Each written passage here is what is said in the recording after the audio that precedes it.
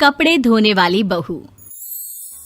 शादी के पहले से ही विभा को कपड़े धोने का बड़ा शौक था। कभी नल के नीचे तो कभी तालाब के पास। अरे मेरी नीली वाली लुंगी नहीं दिख रही है।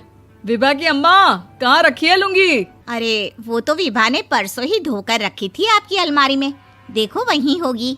वो ना मैंने आज धो दी, मुझे लगा कि गंदी हो गई होगी। अरे कैसे गंदी हो गई थी? उसे तो मैंने पहना भी नहीं। हे भगवान, इस लड़की के कपड़े धोने की आदत से परेशान हो गया हूँ मैं।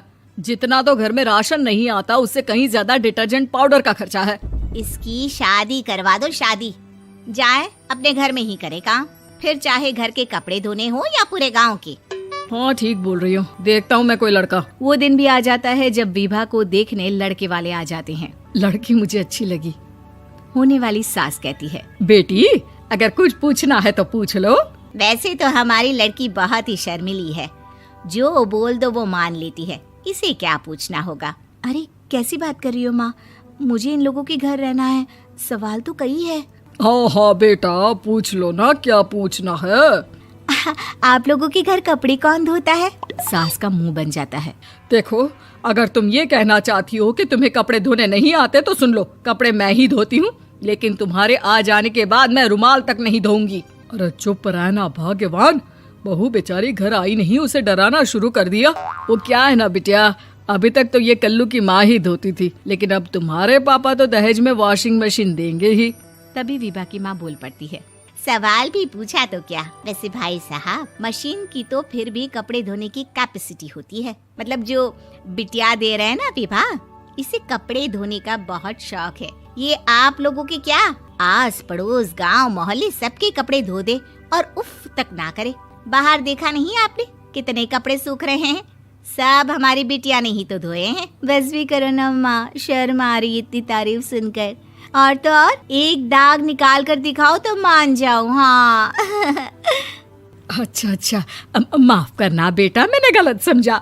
हमें तो रिश्ता बहुत पसंद है। और ऐसे जुड़ जाता है रिश्ता कपड़े धोने का शौक रखने वाली विभा का। उसकी शादी हो जाती है कोयला फैक्ट्री में काम करने वाले कल्लू के साथ। शादी के बाद अचानक विभा चिल्लाती हुई सास के पास आती है। सासू माँ, अरे सासू माँ कहाँ है आप?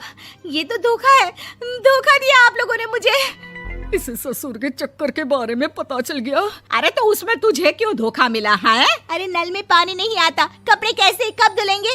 अच्छा, तू पानी नहीं आ रहा उसकी बात कर रही है। तो आपने क्या सोचा? कुछ नहीं। अच्छा, तेरी माँ ने कहा था कि कपड़े धोने का शौक है तुझे, याद आया मुझे। शौक बोलकर कपड़े धोने वाले मेरे जुनून को कम ना आके सासू माँ, कपड़ा धोना मेरा गुरूर है। तभी पति भी वहाँ आ जाता है। अभी मैंने इसे सनी देओल की फिल्म दिखाई है, उसी के डायलॉग मार रही है माँ। अच्छा सुन, साफ साफ बता रही हूँ, पानी सुबह 4 से 6 और शाम को 10 से 12 आता है, समझी? विभा टाइमिंग सुनकर हैरान हो जाती है। ये क्या भूतों का मोहल्ला है? सुबह 4 बजे उठकर कौन कपड़े धोता है? 4 बजे टंकी में पानी जाता है, फिर सारा दिन धोना ना, किसने मना किया?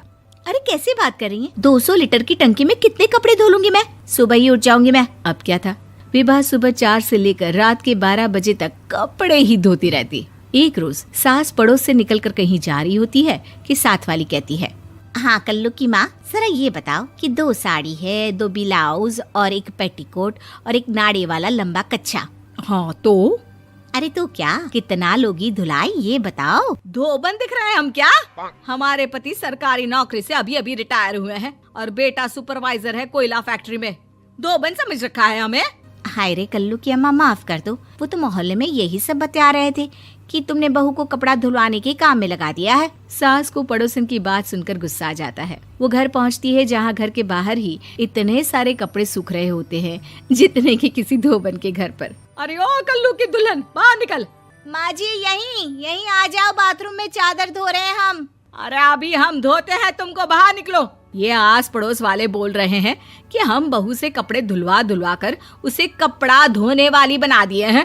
अरे छोड़ो ना माँ जी, किन लोगों की बातों में आती हो? आस पास के लोगों का तो काम ही होता है कि वो किसी तरह सास बहू को लड़ा दे। बहू सारे घर के कपड़े धोती है, ये क्या कम है? बोलिए। सास को भी लग जाता है कि वो बहू का ये सनकीपन नहीं छुड़वा सकती, इससे अच्छा है कि खुद ही चुप हो जाए। एक रोज सास और बहू मंदिर जाते हैं, जहाँ सास की साड़ी वहाँ खड़ी भीख मांगने वाली से मिलती है। माँ जी क्या बात है, आपकी साड़ी उस भिखारन से कितनी मिल रही है ना? हाँ हाँ देखो तो, दोनों की साड़ी मिल रही है। क्या बात है कल्लू की अम्मा, तुम खुद को तो अफसर की बीवी बताती हो और ऐसी सिंपल सी प्लेन साड़ी पहनकर घूमती हो। सिंपल और प्लेन नहीं है ये साड़ी। तो क्या सोने के धागे से फूल बने हैं?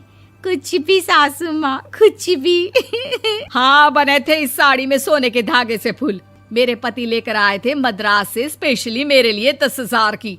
ताहे भाई साहब इस भिखारन के लिए भी सेम टू सेम साड़ी लेकर आए होंगे 10,000 की। सास उस वक्त तो कुछ नहीं कहती, लेकिन बहू के साथ घर आती है और अलमारी से एल्बम निकाल कर लाती है। ये साड़ी देख रही है, ये वही साड़ी है जिसे मैंने अभी पहना था। इस साड़ी में ये जो चमकदार फूल दिख रहे हैं ना, ये सोने के धागों से काढ़े गए हैं। लेकिन तू लोकल वॉशिंग मशीन ब्रश से घिस घिस कर सारे फूलों को निकाल कर साड़ी प्लेन कर दी।